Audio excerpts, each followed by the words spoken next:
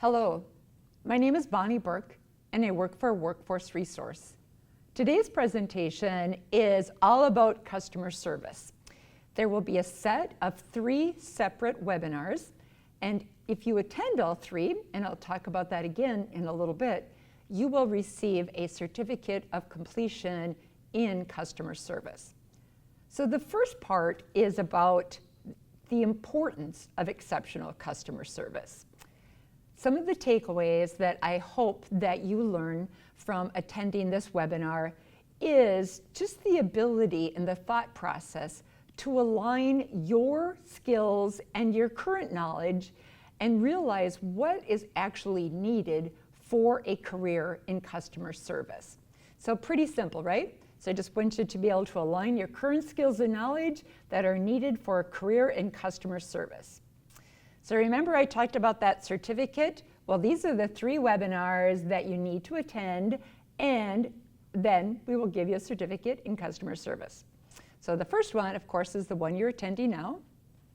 The second one is in communication skills and professionalism. And the third webinar is the FISH philosophy.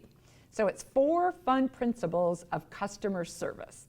So that one I think you'll all enjoy. So once again, attend all 3 and earn a certificate. I hope that everyone has in front of you a copy of all the handouts for today's class. And the first one is actually a note page. I would really hope that you would be able to take some notes, jot some things down, learn a few things, and then with that, be able to call back the information when you get home. Put it on your resume, talk about it at a job interview. And we're going to review some things at the end of this webinar. So one of the first questions on your handout is, what is customer service? We all know when we get bad customer service what it is. But the true definition of customer service, according to Wikipedia, is it is a series of activities designed to enhance the level of customer satisfaction. So it's not just one thing, it's a series of activities. It's the feeling that a product or a service has met the customer's expectations. So that's right from Wikipedia. And we know Wikipedia is right, right? The second definition I have for you is from dictionary.com.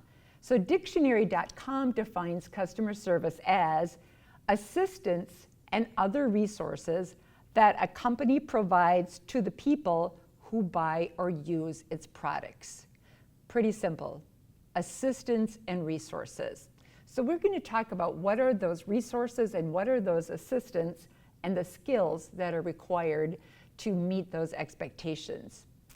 I have a funny little cartoon that I want to show you to kind of kick off the day.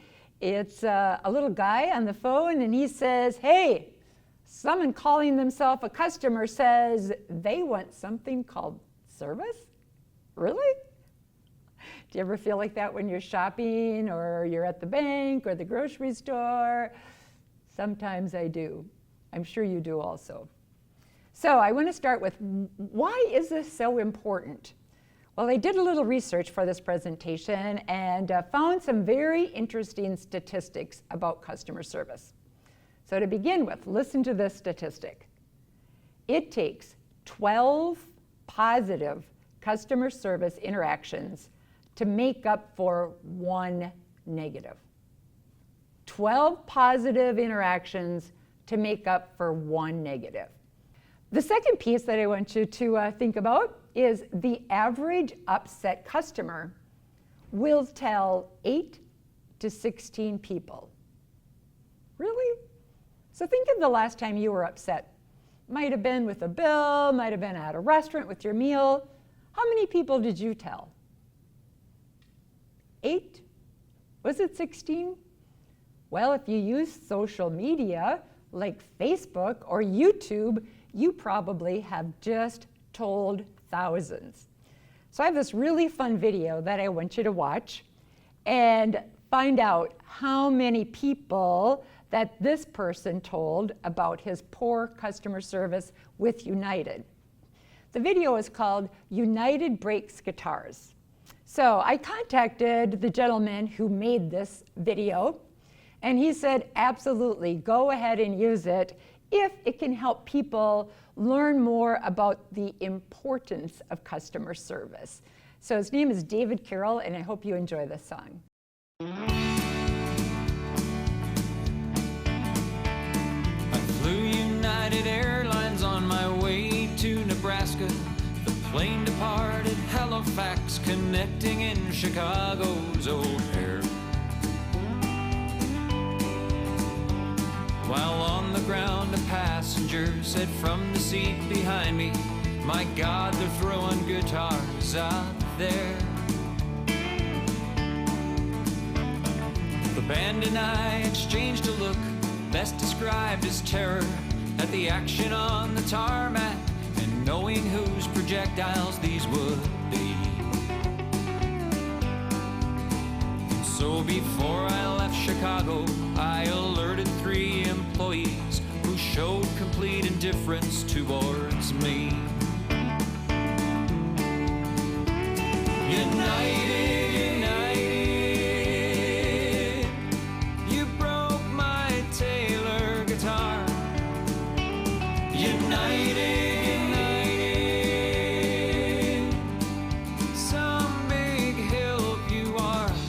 So my next slide and my next statistic, I get a big kick out of this one because for 16 years I was a waitress. Never once did I have a customer that wrote me a message in ketchup. This message says, we waited 30 minutes and no service. Arr. Only 4% of dissatisfied customers complain. The rest just leave. Has that ever happened to you? So another interesting statistic.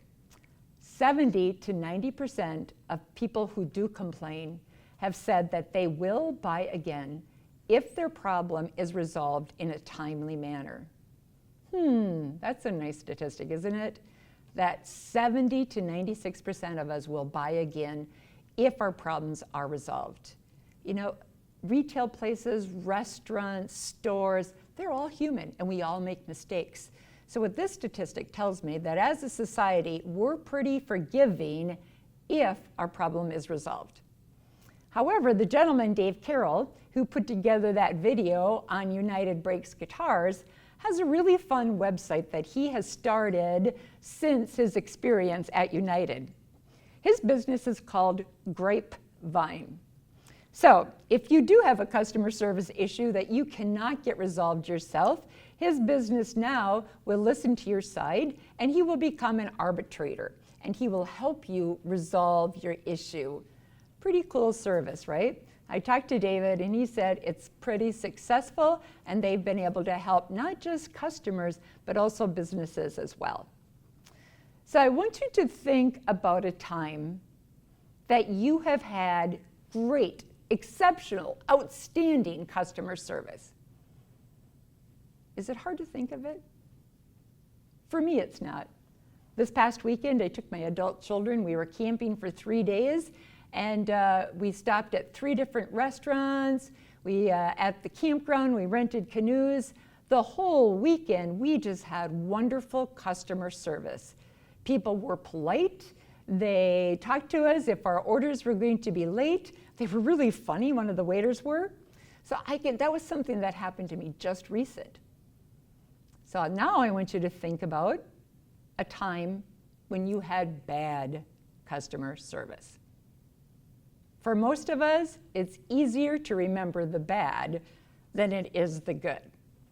So jot a couple of those experiences down, and we'll talk about them as we go through our presentation. So why is exceptional customer service important? Well, we've already talked about the statistics, but the other reason why it is so important is for the businesses themselves. We live in such a global economy that competition is fierce. When I was in Menominee this past weekend, I cannot begin to count how many restaurants we had to choose from. So if we had bad customer service at one, we would not have gone back. So competition. The other reason why I feel exceptional customer service is important is also because of online options. For most of us who are not too afraid of buying online, you can purchase almost anything you want from the internet, from a new laptop to your kids' school clothes. And because of those online options, that even makes the in-store customer service more important for businesses. So, in your next job, if your job is in customer service, I want to give you a few tips on how to provide exceptional customer service. And for me, I believe the very first thing that we can all do is smile. Even when you're on the phone, if you're smiling, they'll be able to hear it in your voice. The other piece, if possible, greet your customer by name. Now in the restaurants, the waiter introduces themselves. Hi, my name is Bob and I'll be your server tonight. Well, do we ever say, hey Bob, my name is Bonnie? But I bet if I did, if Bob was a good server, he would remember my name. So if you're working in an industry where you have regular customers who come back once a week, once every 2 weeks, get to know them by their name, smile, say hello, and call them by their name. Another tip that one of my students gave me about providing great customer service, he said, make sure as a customer service rep that you know the products. Have you ever went up to a salesperson and said, hey, I'm interested in this camera. Can you tell me anything about it? Well, no, let me go see who I can find. And so knowing the product saves that customer time, and it also saves you time and pride.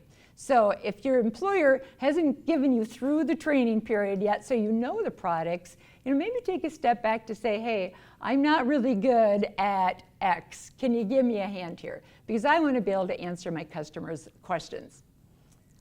Another tip that I have to provide great service is take the time to help that customer make the best choice. And the best choice for them may not always be the choice that's the most profitable for the business. I'll go back to my camera example again. So if you stop down at one of the big box stores and somebody's looking at a camera, ask them, what are you going to be using it for? Do you want video? Do you want stills? Do you want this camera to fit in your purse? Or are you okay with it across your back? And do you need a tripod, by the way? And so take the time to get to know what that customer wants. And sometimes they may not even be sure what they want. They may know they have a budget, and then they may know, I have plastic. And so your job as a customer service person is to help them make the best choice for them. Another tip that I have is to listen. We are all so busy in our day-to-day lives. When we're at work, we usually have 4, 5, 6 different things coming all at us at the same time. We have so much responsibilities. Yet when a customer is talking to us, to try to stop the noise, i.e. what's going on in our heads, and listen. Really take the time to actively listen to what that customer is saying. And then also, one of the last things is to show appreciation. We live in such a world that oftentimes the simple gesture of thank you very much gets forgotten. So the importance of saying please, the importance of saying thank you, come again, have a nice day, those are not old sayings. Those are sayings that still are very important, especially to the customer service experience. And then another tip that I have for you, when something goes wrong, which it will, we're all human, we all make mistakes, but when something goes wrong, apologize. Don't do the blame, the finger pointing, well, it's their problem, my boss didn't do this and the other person didn't do that. Just apologize, be brief, be sincere, and find out what you can do to help resolve the issue. So there are many, many jobs out there where customer service skills are important. So if you're looking for a job right now, this is an excellent field to consider. We all know that you can find a customer service job in retail. So it's not just the person behind the counter who's taking your returns. It could be the person out on the floor stocking shelves. It could be the person behind the cash register. There's a lot of retail jobs where customer service is extremely important. Another industry is hospitality. I know our Wisconsin summer is coming to an end, but one of our biggest industries is tourism. When you think of the water parks, the campgrounds, the hotels, all the fun activities in the summertime, to work at those places, customer service is critical. A number of years ago, I got to take not children, but my husband to Disney World. I know, right? Pretty selfish, just two adults. We had a blast. But Disney has done an outstanding job with all of their employees in training them in customer service. If your job is Snow White, you are Snow White the second you step out on the streets of Disneyland. And you do not stop being Snow White until you're back in the dressing room and take that costume off. Well, we are all actors when we work for customer service. We might be having a miserable day, yet when we hit that floor with our jobs, that's where that smile needs to go on. Another career where customer service skills is so important is sales. Now, personally, I don't like sales. It's just not my nature. Yet I have a lot of friends who love sales. Their personalities, their mannerisms, their intelligence, and in the right company, a person who does sales can make very good money because some of those positions actually pay bonuses. So sales, and I think of sales when I was in manufacturing, those salespeople traveled all over the world. So it's kind of a fun part of their job also. Talking about manufacturing, it's another industry where customer service is critical. From my background in manufacturing, the customer service people were the people who took the orders, but they were also the people who called the customer if the order was going to be late or if we were going to have to ship it partial. Not a very fun job sometimes. Another occupation to consider in customer service are administrative jobs. So if you are interested in being that front person in any business who when the customer walks in, that's who you see. I think of our job centers, and today I'm in Eau Claire. We have two people who work at that front desk. They are prompt, they are courteous, they smile, and it is their job to greet all of our customers and to help fulfill their needs and make their experiences here at the job center beneficial and not frustrating. And so they can walk away thinking, I'm going to go back there. So the other piece that I want you to think about is any job that requires human contact are jobs where customer service skills are important. I don't know too many jobs that don't require human contact, yet I know they're out there. And what I'm referring to is internal customer service. So we know that the person who walks through the door in retail, yep, they're our customers.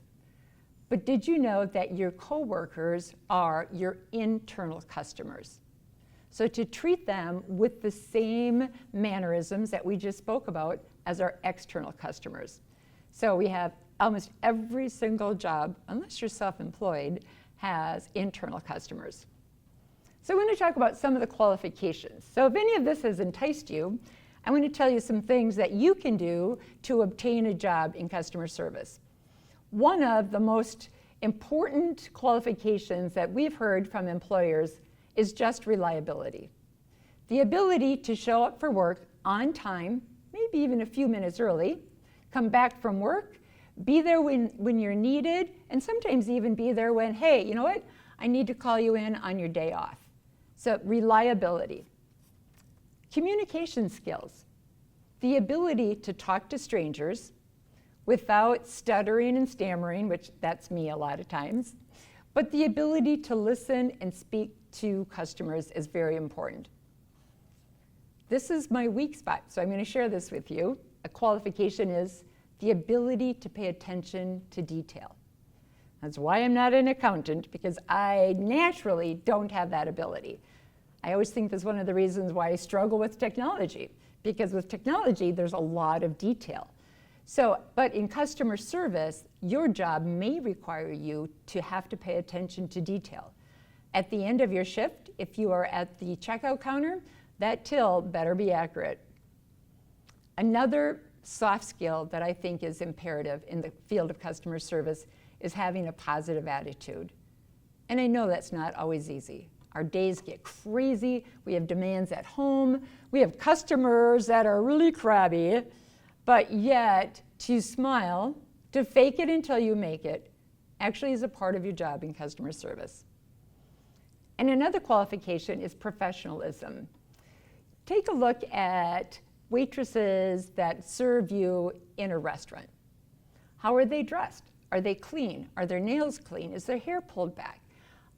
In any customer service relationship, the customer wants to look at someone that they feel is confident, and that confidence oftentimes starts with that first appearance.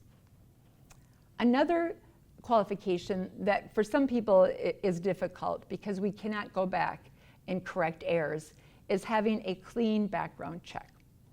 So if anyone has a felony for theft, as an example, on your background, employers may not be able to hire you, especially a job in retail. There's some tips in one of my other classes that I'll talk about on how to present that to an employer that may help. And then one of the last qualifications that I've oftentimes seen in job ads for customer service is the ability for active listening. What does that mean? So I'm going to show you a pretty fun video in a little bit and give you some good examples of what that is like. But I want to show you first some jobs that are open in customer service. So if you go to the website, Job Center of Wisconsin, and I hope everyone has a login and password, and do a search for customer service jobs in your area, I am very confident that you will find many, many jobs. And if you're having problems doing that type of job search, I encourage you to stop at the front desk of your job center, and the resource specialist may be able to help you.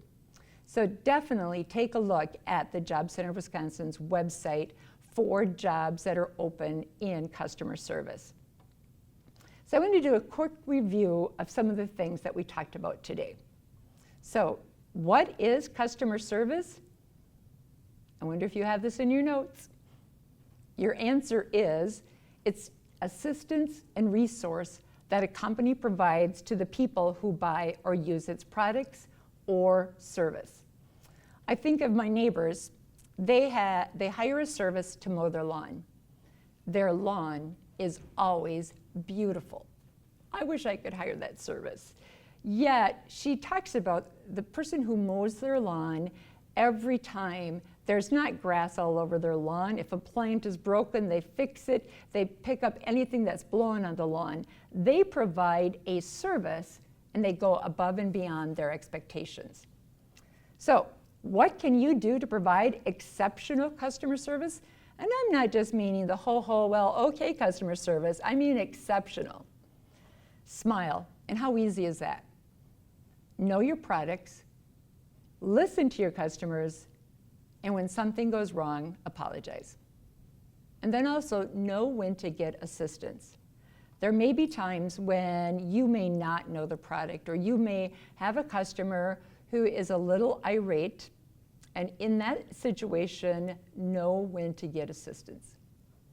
So what qualifications are needed to work in a customer service position? Well, here, I'll give you a little review. Dependability was the #1 qualification that employers have mentioned. Communication skills, a clean background, and a positive attitude. So I want you to list a few employment opportunities that from the Job Center of Wisconsin. And during this webinar, you may not have had the ability to look at those. However, look at the big box stores, look at the restaurants in our area, look at the hotels in our area. And if you are interested in healthcare, look at the person who greets you in the clinic, customer service. If you're interested in dental, the person who meets you when you walk in for your dentist appointment, customer service. If you're interested in working in automotive as a mechanic, jobs that are in high demand, That person who greets you to find out what repairs your cars need, customer service skills. Absolutely. So there are a lot of employment opportunities out there, and I hope you'll stay tuned for the remaining 2 webinars, and I can go over some additional customer service information for you. Thank you for attending this first webinar on customer service, and have a great day.